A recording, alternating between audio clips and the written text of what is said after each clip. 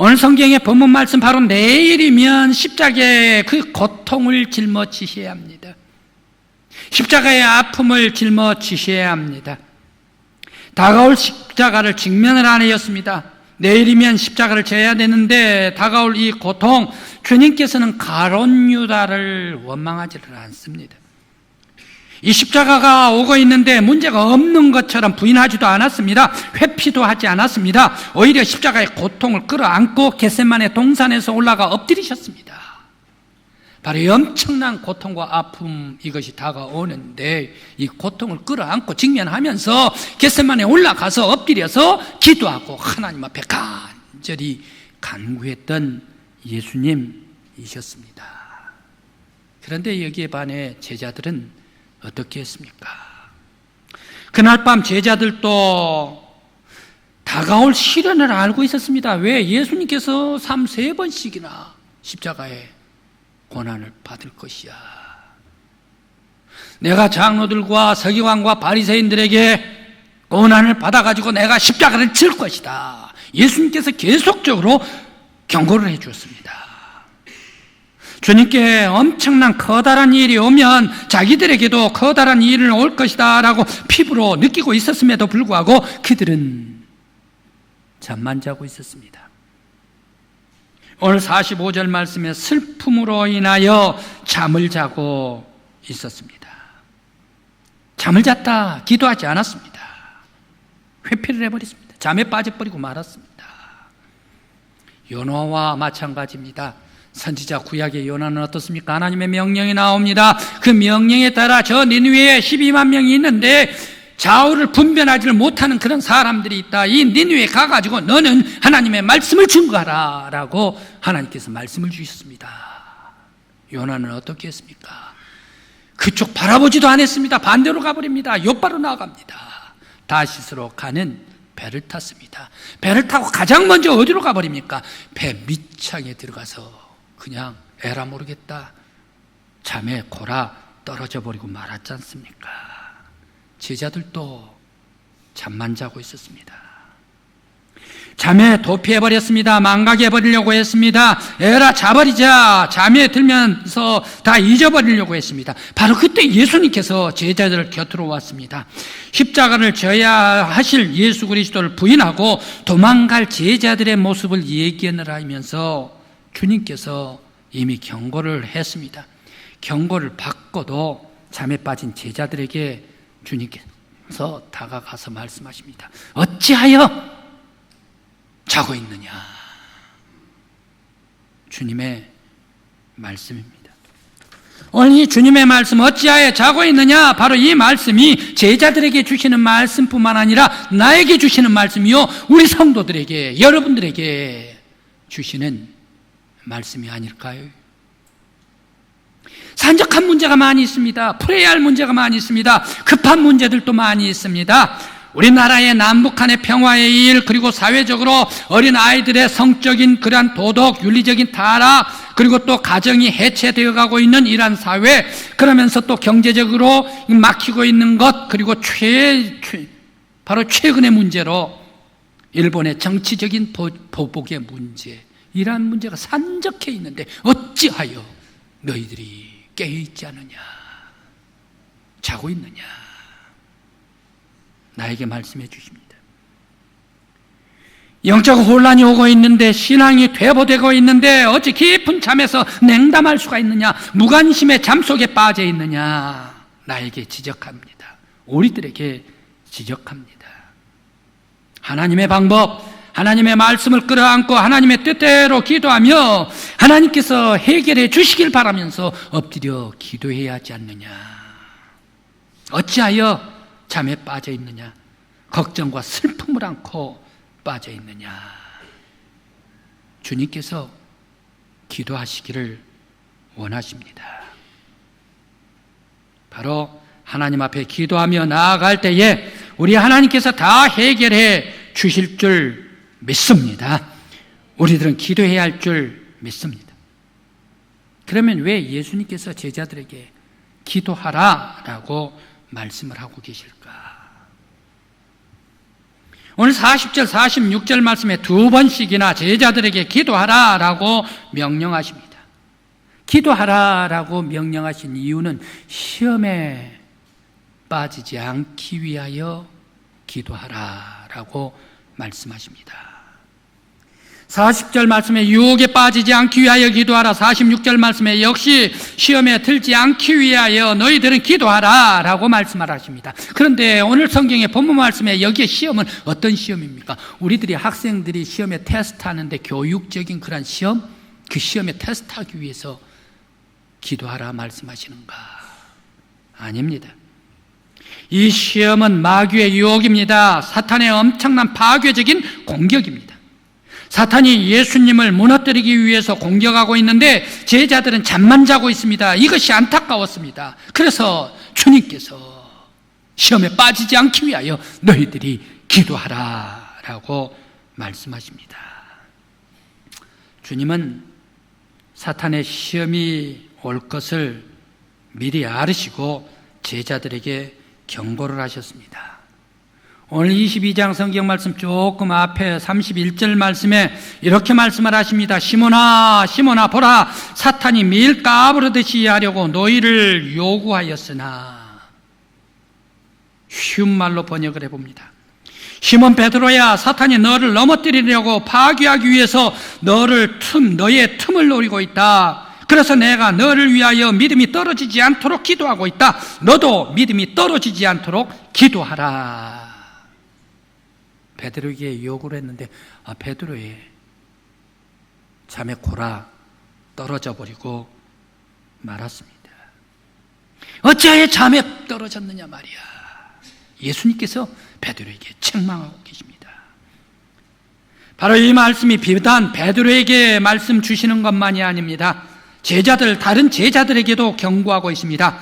마태복음 26장 31절 말씀입니다. 오늘 밤 너희가 다 나를 버리리라 라고 제자들에게도 똑같이 경고를 합니다. 제자들에게 경고를 했음에도 불구하고 제자들도 역시 깊은 잠에 골아 떨어져 버리고 말았습니다. 바로 이것이 제자들의 회피입니다. 이것은 제자들뿐만이 아닙니다. 우리들의 모습, 나의 모습이 아닐까 생각을 해봅니다. 야고보서 1장 2절 말씀에 너희가 여러 가지 시험을 받으리라, 여러 가지라 라는 얘기에 주석에 보면 여러 가지 형형색색의 시험을 받으리라, 만나리라. 너희가 인생을 살면서 형형색색의 시험을 만나게 되리라.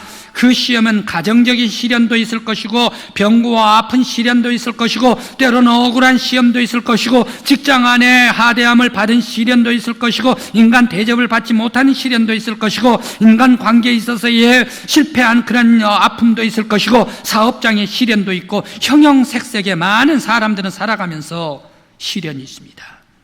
이러한 시련을 만날 때에 우리들은 어떻게 해야 합니까? 야고보 기도의 사도였습니다. 이러한 시련을 만날 때 너희들은 기도하라 라고 말씀하십니다. 베드로는 기도하지 않을 때 어떻게 됐습니까? 시험에 함몰돼버리고 말았습니다. 실패해버리고 말았습니다. 보기 좋게 잠자던 베드로 시험에 골아 함몰되어 버리고 말았습니다.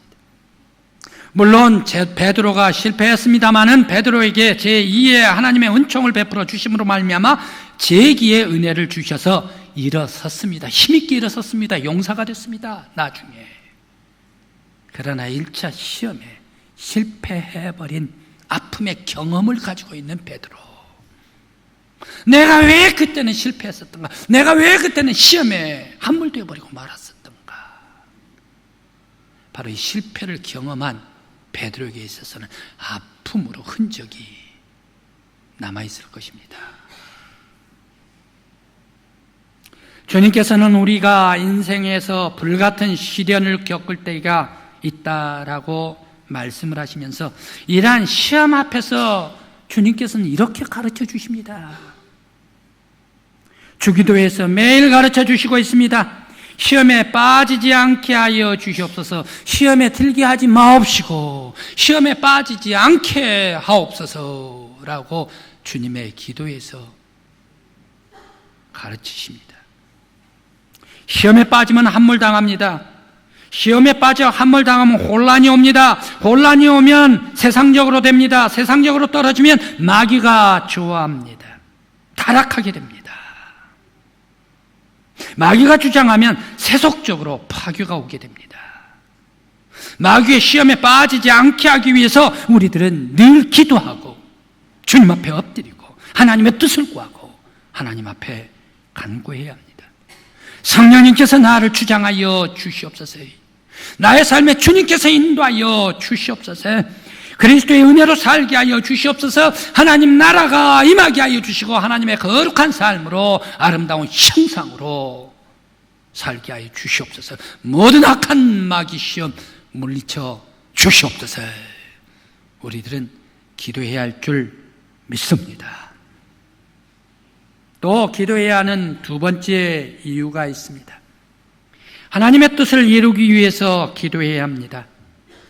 주님은 다가오는 고통의 십자가를 질 수가 있었던 것, 바로 그것은 하나님의 뜻을 바라보고 나아갔기 때문에 엄청난 시련의 십자가, 고통의 십자가, 아픔의 십자가, 죽음의 십자가까지도 당당하게 짊어지고 나아갈 수가 있었습니다.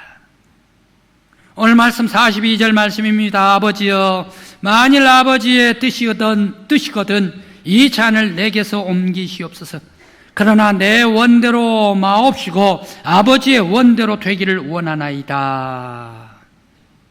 예수님께서는 하나님의 뜻을 바라보면서 흔들림이 없이 십자가를 짊어지고 당당하게 나아갔습니다.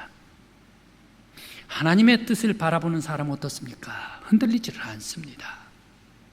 당당합니다. 아브라함이 그렇습니다. 요셉이 그렇습니다. 엘리야가 그렇습니다. 아브라함 그의 인생의 삶은 어떠한 삶입니까? 이주의 삶이 아브라함의 삶이 있지 않나. 갈대아 우리에 있었습니다. 아버지 데라와 함께 하란으로 왔습니다. 하란에 와서 또 하나님의 명령이 나옵니다. 너는 아버지 떠나고 다시 내가 지시할 땅으로 오라. 또 이주라로 내려옵니다.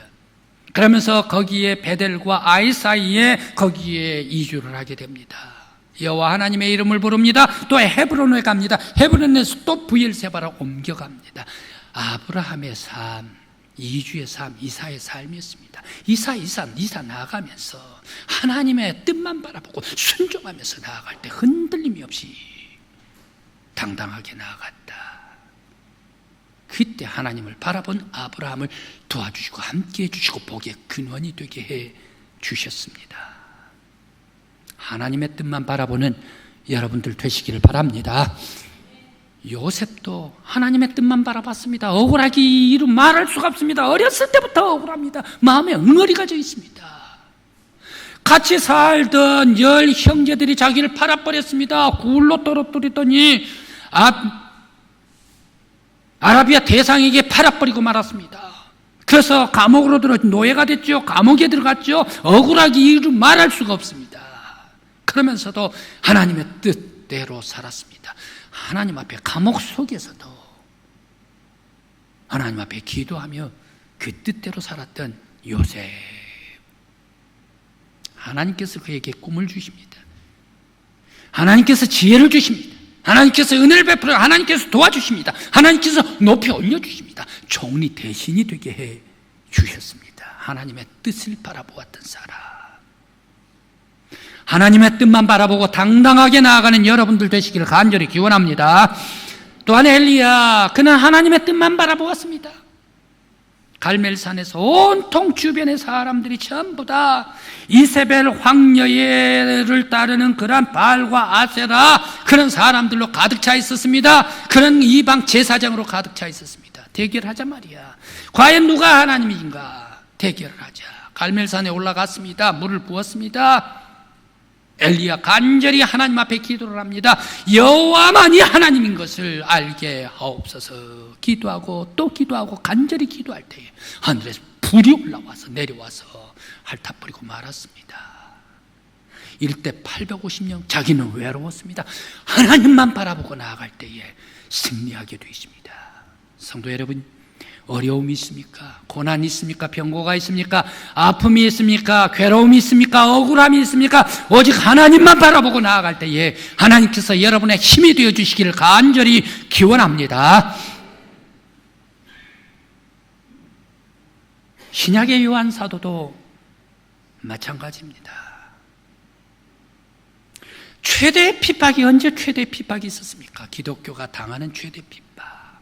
초대교회 요한 장로 시절, 그때는 AD 90년에서 AD 95년 시대입니다. 도미티안 황제가 통치하고 있을 때, 바로 그때에 수많은 사람들이 나타납니다. 예수 믿는 사람을 핍박을 합니다. 황제의 신을 믿으라, 황제만이 신이다 라고 얘기를 합니다. 거부를 할 때 죽여버립니다. 죽여버릴 때 어떻게 죽입니까? 톱으로 목을 켜가지고, 그러면서 짐승에 가죽을 입혀가지고 들로 밤에 내보내버리고 맙니다. 죽지요. 순교당하지요. 짐승들, 그리고 음녀, 그리고 666, 그리고 황제, 엄청난 박해 속에서도 요한 장로는 하나님의 보좌를 바라봅니다. 예수 그리스도께서 계시해 주십니다. 하나님의 보좌 우편에 앉아 계신 어린 양 예수 그리스도를 바라봅니다. 어린 양 예수 그리스도, 생명수, 바로 수정과 같이 맑고 깨끗한 천국에서 솟아나는 생명수, 바로 그 흐르는 그러한 보좌를 바라봅니다. 바로 그 계시를 예수 그리스도께서 주십니다. 이 계시의 말씀을 듣는 자가 복되고 지키는 자가 복되고 행하는 자가 복되도다. 이 계시의 말씀을 듣습니다. 지킵니다. 행합니다. 온 세상 사람들에게 증언을 합니다. 전파합니다. 너희들이 핍박을 받고 있으나, 너희들이 박해를 받고 있으나 예수 그리스도가 온 세상의 왕의 왕이시다. 붉은 영, 사탄, 마귀, 악의 세력들 예배, 이런 모든 것들 예수 그리스도께서 재림하시면 영광 중에 오셔가지고 그 모든 악한 마귀 다 붙잡아가지고 저 유황 불못에 던져버릴 것이야. 둘째 사망에 이르게 될 것이야. 그 후에 믿음의 성도들, 예수 그리스도 어린 양 예수 그리스도를 믿는 성도들, 끝까지 인내하고 참는 성도들은 구원받아 하나님의 보좌 앞으로 나아가서 영광의 찬양을 부를 것이야. 주님께서 임하실 때 믿음의 성도들이 온 세상의 왕의 왕이 돼서 통치하게 될 것이야. 불같은 시험 속에서도 너희 7교회 성도들이여, 모든 믿음의 성도들이여, 너희들 바로 이러한 핍박 속에서도 참고 이기고 하나님의 보좌를 바라보라. 예수 그리스도 어린 양을 바라보라. 불같은 시험 속에서도 구원해 주시고 생명으로 인도해 주실 때에, 생수 쏟아 주실 때에 십자가에 흘러내리신 예수 그리스도의 보혈의 생수를 충만히 마시게 될 것이야. 하나님을 바라보았습니다. 예수 그리스도를 바라보았습니다. 승리의 예수 그리스도를 바라보았습니다. 오늘 성도 여러분, 바로 억울함이 있습니까? 아픔이 있습니까? 괴로움이 있습니까? 병고가 있습니까? 보좌에 앉으신 어린 양 예수 그리스도를 바라보고 승리하는 저와 여러분들이 되시길 간절히 기원합니다. 주님께서는 오늘 성경의 본문 말씀의 기도가 어떤 기도입니까? 필사적인 기도였다. 44절 말씀에 힘쓰고 애써 더 간절히 기도하며 땀이 땅에 떨어지는 핏방울같이 되었더라. 간절히 기도했습니다. 필사적으로 기도를 올렸습니다. 오늘 이 기도, 예수님의 필사적인 기도는 어떤 기도였을까? 주님께서 간절히 외치는 기도였을 것입니다. 그렇기 때문에 오늘 누가복음 누가 기록자가 예수님의 간절히 외치는 그 기도를 드렸기 때문에 기도에 예수님의 음성을 듣고 기록할 때에 아버지여, 아버지의 뜻이거든 이 잔을 내게서 옮겨주시옵소서. 내 원대로 마옵시고 아버지의 뜻대로 되기를 원하나이다. 바로 이것을 기록할 수 있었던 것은 누가가 들었기 때문에, 예수님께서 필사적으로 외쳐서 음성으로 기도한 것을 들었기 때문에 기록할 수가 있었을 것입니다. 주님께서는 평범할 때에는 평범한 기도를 했습니다. 주님께서는 비범할 때는 필사적인 기도를 올리셨습니다. 모세도 필사적인 기도를 올립니다. 하나님께서 모세를 조치를 했습니다. 십계명을 주시기 위하여 하나님의 산 호렙산으로 올라오라. 모세가 올라와서 십계명을 받고 내려오는데 세상에 그 광야에서 한판의 축제가 벌어지는데 우상의 축제였습니다. 금송아지에 대한 축제였습니다. 이 금송아지 부어라 만들어라. 이 금송아지가 우리를 애굽에서 여기까지 인도해낸 신이라 라고 하면서 우상에게 경배하고 춤을 추고 있네요. 하나님께서 모세에게 명령하십니다. 저 이방 우상들을 섬기는 사람들을 모두가 다 죽여라. 하나님의 음성이 내려왔습니다. 거기에 우상에게 절하는 사람, 우상에게 절하지 않는 사람 다 나누어 보았습니다. 우상에게 절하지 않는 사람 레위인이 있었습니다. 이 레위인에게 칼을 줬습니다. 칼로서 저 사람들, 우상 섬기는 사람 다 죽여라. 그날 종일 사람들 목을 치고 죽이고 죽였더니 세상에 3,000명이나 죽었대요. 이 죽어간 사람들이 누구입니까? 같이 출애굽을 했던 사람 아닙니까? 같은 히브리 족속 아닙니까? 같은 민족 아닙니까? 같은 민족의 피를 흘리면서 즉시 죽어가는 이 모습, 너무너무 모세는 괴로웠습니다. 그때 모세는 엎드립니다. 백성을 위하여 엎드립니다. 이 나라를 위하여, 민족을 위하여 엎드립니다. 필사적으로 기도를 합니다. 아버지시여, 범죄하니 범죄를 사하여 주시옵소서, 용서하여 주시옵소서. 그렇지 아니하면 아버지 책에 기록된, 생명책에 기록된 내 이름을 제하여 주시옵소서. 출애굽기 32장 30절 이하의 말씀입니다.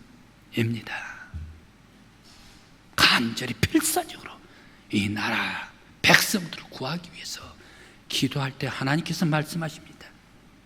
그렇다면 앞으로 지은 죄를 내가 용서하지 아니하리라. 너의 백성을 이끌고 나아가라 라고 말씀하시면서 심판을 보류해 주셨습니다. 백성이 살게 되었습니다. 필사적인 기도에 백성이 살게 되었습니다. 우리들도 시련과 역경이 있을 때, 어려운 문제 봉착하게 있을 때, 아픔으로 일들이 불투명할 때에, 그리고 또 머리가 어지럽고 혼란할 때에 우리들은 기도해야 합니다. 우리 교회를 위하여 기도할 때에 우리들은 필사적으로 기도할 때가 지금인 줄 믿습니다. 가정이 혼란할 때에, 교회가 혼란할 때에 누가 좋아합니까? 혼란한 것, 교회가 혼란한 것. 교회가 질서가 있고 아름다운 교회가 되어야 됩니다. 그런데 교회가 어지럽고 떠들고 세속적인 그러한 곳으로 나아갈 때에 누가 제일 좋아합니까? 마귀가 좋아합니다. 마귀가 좋아하면 세속적인 방법이 교회 안에 득세를 합니다. 교회 안에 세속적인 방법이 득세를 하면 전국적으로 교회가 파괴됩니다. 그러나 교회는 하늘나라의 생수가 있을 때, 하나님께 영광을 돌릴 때 세상에서 영혼을 구원할 수 있는 아름다운 하나님의 교회가 됩니다. 예수 그리스도의 교회가 되고, 예수 그리스도의 십자가가 있고, 예수 그리스도의 은혜가 있고, 예수 그리스도의 사랑이 있고, 교회는 바로 이런 교회가 천국이 하나님 나라가 될 줄 믿습니다. 성도 여러분, 교회가 어지럽고 혼란할수록 엎드리십시다. 기도하십시다. 필사적으로 기도하십시다. 하나님의 뜻이 어디 있습니까? 주 뜻대로 이루어지길 원합니다. 하나님의 거룩한 나라, 은혜가 충만한 교회가 되게 하여 주시옵소서. 기도할 수 있는 저와 여러분들이 되시길 간절히 기원합니다.